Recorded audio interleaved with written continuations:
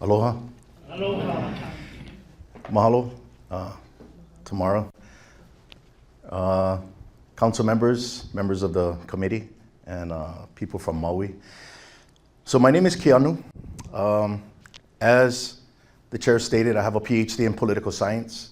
A lot of people tend to think my area is Hawaiian studies. It's not. Just to give you a background of my academic qualifications, back in 1982, I graduated from the Kamehameha schools. After Kamehameha schools, I went on to a military college, New Mexico Military Institute, where I received an associate's degree in pre-business and a commission as a second lieutenant in the Army Reserves. Then in 1987, I received my bachelor's degree in sociology from the University of Hawaii at Manoa.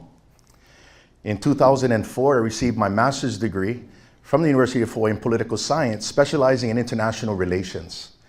And then in 2008, I received a PhD from the University of Hawaii at Manoa in political science, where my doctoral focus was on the continuity of the Hawaiian Kingdom as a country under international law. For people who don't know what a PhD is not a theory, although we have what is called political theory in political science that could be the subject of a dissertation. Mine is international relations and public law. So a PhD is something original to contribute to the discipline, which means there are no two PhDs alike. They are all different and unique. For my doctoral dissertation, I needed members on my doctoral committee to be of a very high caliber because of the substance of what I'm going to be covering, which is the Hawaiian Kingdom.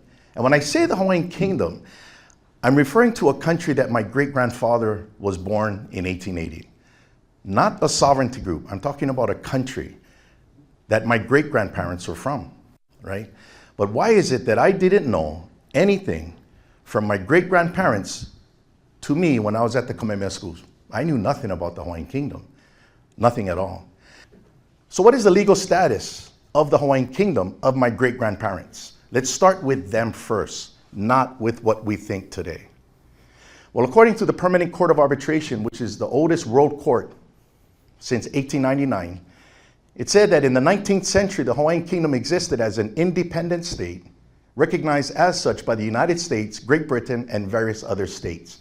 So when you see the word state, state means country, but the word independent is important because you can be a nation and not be independent. Say the state of New York. State of New York is not independent, but it exists in a federation within the United States. The United States of America is independent, and what independence refers to, it's a political term which applies to its laws. So within U.S. territory, only American laws apply over that territory, to the exclusion of Canadian law over Canadian territory, to the exclusion of Mexican law over Mexican territory. That is what is called independence and sovereignty. Okay.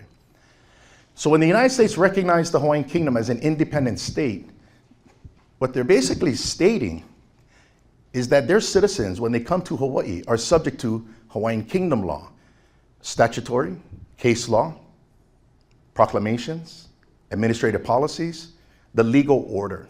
Right? That's what independence means. But also for Hawaiian subjects, like for my great-grandfather, William Keanu Sai Publications, if he was to travel to California, he'll be subject to American law. He could not claim protection under Hawaiian law. So that's what sovereignty means, right? Well, the Hawaiian Kingdom was recognized since 1843 as an independent state. Now, in 1893, there were only 44 independent states in the world. Just 44. Hawaii was one of them. So what I have here is a short video clip that kind of puts it all into context. What happened in 1893, okay, on January 16? All of the history books say the missionaries were essentially in control since they came. They arrived in 1820 and they did this, and this to us. And it's been all downhill ever since. And Keanu asked the question, if the missionaries were in control since 1820, why did they have to overthrow themselves in 1893? Simple question, profound answer, right? Because in that answer, you have to then acknowledge that, well, then maybe they weren't in as much control as we thought they were. I remember the moment when I realized that the political status of Hawaii was one of an occupied state. After Keanu Sai had spoken to my classes, and so he made a good argument that Hawaii's annexation was illegal. Then after the class, we were sitting in the lounge, and I said, Hawaii's annexation was illegal, so what is all of this? Meaning the state government, the state capitol, the military, the Department of Education, all of it. And he said, occupation. And that was a light bulb. That's all I needed to hear was the word occupation, because I knew what that word meant. And that's kind of what Keanu, I don't know, knowingly or unknowingly was doing in that class, was breaking down our assumptions. Well, we assumed the missionaries were in control. Well, why do you think that? I don't know. That's just a story I've heard. Well, what I thought I knew was that Hawaii was a part of the United States and I'm in the Army. I'm in the Field Artillery. I began to realize then that what I thought I knew, all of a sudden was not relevant anymore. Because what I found out, just from my military perspective, what happened in 1893, January 17th, was an illegal overthrow of the Hawaiian Kingdom government, not the country. I knew in the intel briefs that we received from Desert Storm, there was a puppet government there set up by Iraq called the Provisional Government of Kuwait. And here I'm looking at Hawaii, these guys are calling themselves the Provisional Government of Hawaii. And then later, that Provisional Government of Kuwait, I knew, changed its name to the Republic of Kuwait. And that's exactly what the Provisional Government did of Hawaii. They changed its name to the Republic of Hawaii. And then asked to be annexed, just as the Republic of Kuwait was asking to be annexed. Iraq and its leaders must be held liable for these crimes of abuse and destruction. And they were disguising themselves to be Kuwaitis, when in fact they were Iraqi nationals. And they called themselves the Provisional Government of Kuwait. I'm serious, I'm not gonna make this stuff up. And then they later changed their name to the Republic of Kuwait. And they asked Iraq to annex them. And then they annexed them and it became a province of Kuwait, of Iraq. I am not lying. Is a redoubling of Saddam Hussein's efforts to destroy completely Kuwait and its people. And then, just as Iraq unilaterally seized Kuwait and said, you're annexed, that's the same thing that the United States did in 1898 in a joint resolution of Congress saying, we annexed you. The parallels were unbelievable.